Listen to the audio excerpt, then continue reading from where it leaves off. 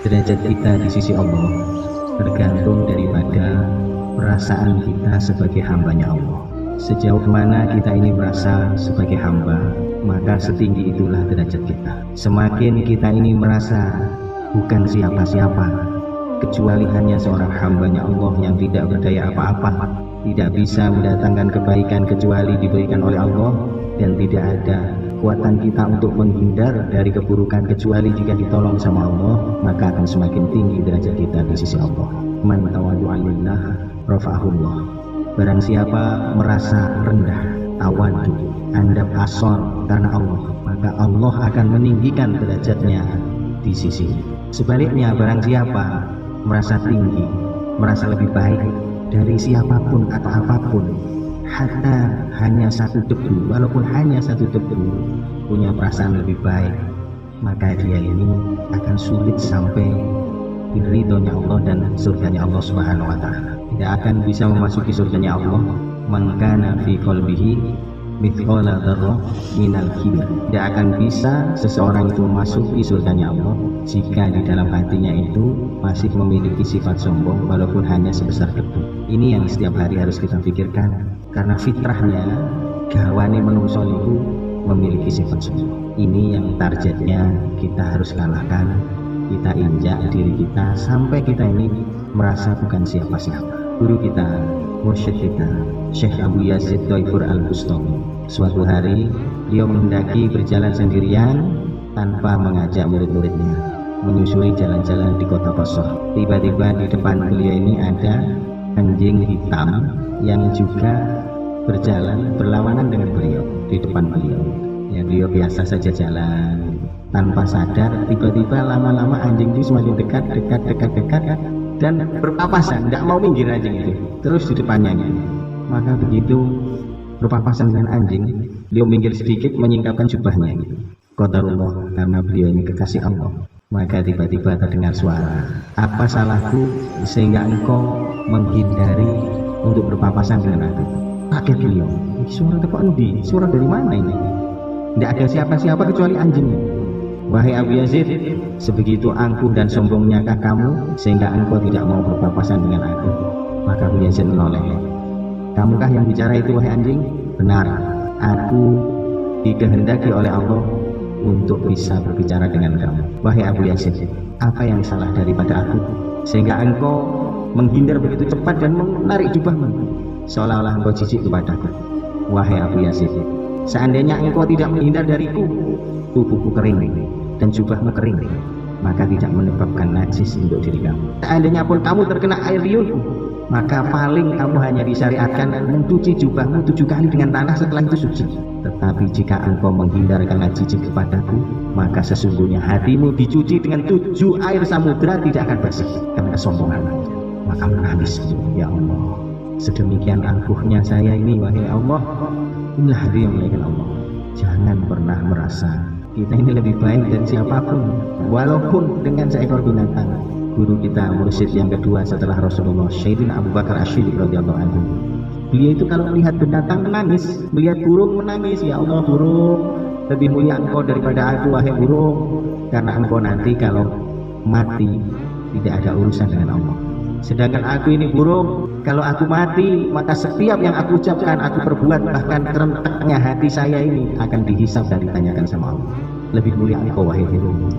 Bayangkan, kita ini jangankan kepada binatang, kepada manusia saja kita ini sering merasa lebih baik hanya karena melihat dohirnya, walaupun gak terucap. Kadang-kadang lebih dahsyat lagi kita ini dengan orang agama merasa lebih baik. La haula wala quwata illa billah. Jangan ya. Maka dengan tarbiyah zikir ini kita bersihkan hati kita, kegelapan hati kita, keangkuhan, kesombongan kita ini. Tidak ada cara lain membersihkan kecuali dengan zikrullah. Likulli syai'in shiqal wa shiqalatil qulub zikrullah. Segala sesuatu ada pembersihnya. Pembersih lantai ada wipol, pembersih kayu ada amplas, pembersihnya hati zikrullah. Maka tidak akan mungkin orang sampai kepada derajat yang tinggi di sisi Allah tanpa dia ini diberi hidayah, kepahaman akan zikrullah. Mengingati siapa Allah, mengenal siapa Allah, mengingati dirinya, mengenal siapa dirinya. Man arafa nafsahu faqad arafa rabbah. Barang siapa mengenal dirinya, maka dia akan kenal Tuhan. Kita ini siapa? Walaupun kita hari ini ahli agama misalnya, walaupun kita ini hari ini sudah tarbiyah, zikir, dekat dengan para ulama, duduk di majelis-majelis ilmu, kita ini siapa? Kebaikan yang kita punya itu semuanya pemberian Allah, bukan karena kehebatan kita, dan kita terhindar dari keburukan karena ditolong Allah, bukan karena kealiman kesolehan kita. Wallahi bukan.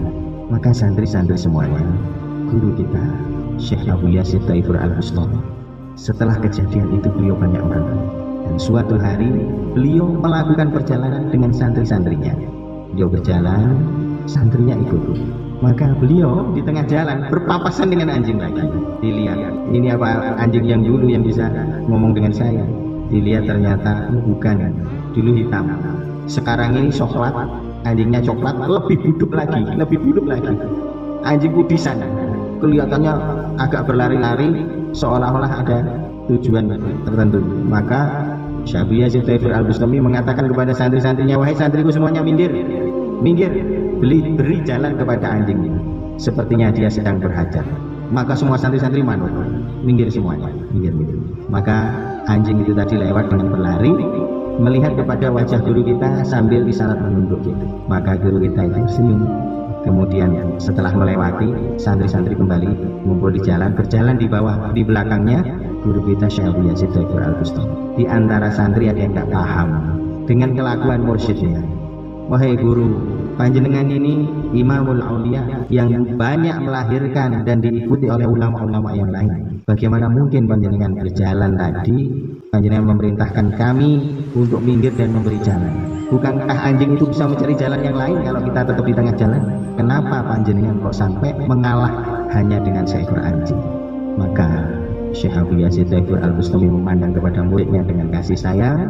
Beliau menjawab, anjing itu telah berkata kepadaku, wahai muridku, apa yang salah dari aku sehingga Allah memberikan busana kulit anjing kepada tubuhku, dan apa yang baik dari kamu sehingga Allah memberikan jubah kebesaran seorang ulama kepada kamu.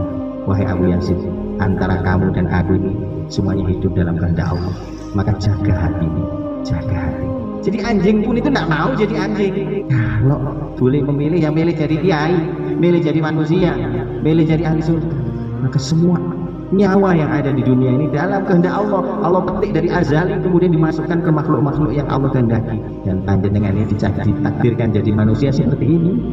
Wallahi ini karena nikmat dan rahmatnya Allah Subhanahu wa ta'ala, bukan untuk kita jadikan sombong, bukan untuk kita jadikan modal kita ini merasa lebih baik dari yang lain, tapi kita jadikan modal untuk kita mengenal Allah, mengenal diri kita, dan mensyukuri semua nikmatnya, kemudian belajar penghambaan yang sempurna kepada Allah sampai akhir hayat kita. Insyaallah ya.